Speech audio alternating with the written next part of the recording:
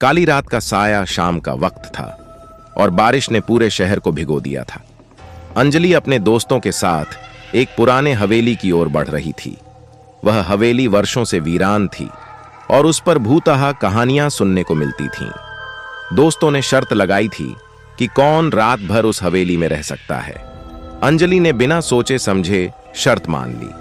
हवेली के पास पहुंचते ही ठंडी हवा ने सबको झकझोर दिया।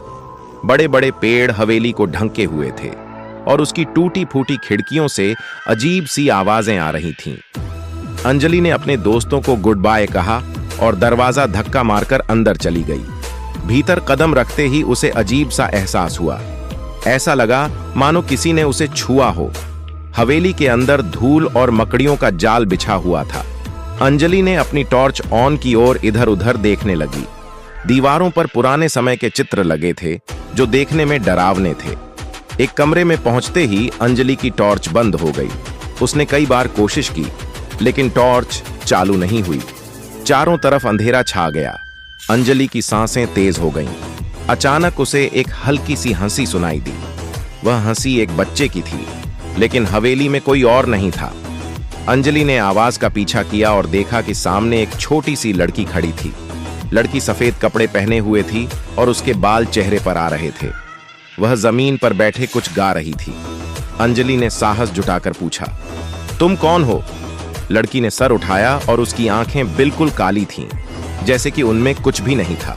अचानक लड़की गायब हो गई। अंजलि डर गई और भागने लगी, लेकिन जितना वह भागती उतना ही हवेली का रास्ता और लंबा होता गया। हर दरवाजा उसे एक नए कमरे में ले जाता और हर कमरे में वही लड़की खड़ी होती। अचानक एक कमरे में अंजलि का पैर कुछ ठोस चीज से टकराया। उसने नीचे देखा तो वह एक पुरानी गुड़िया थी जिसके चेहरे पर खून के निशान थे। अंजलि ने गुड़िया को उठाया और उसे देखते ही उसकी आंखों से खून बहने लगा। उसे लगा जैसे उसकी जान निकल रही हो। वह चीखने लगी, लेकिन हवेली की दीवारों ने उसकी आवाज को निगल लिया।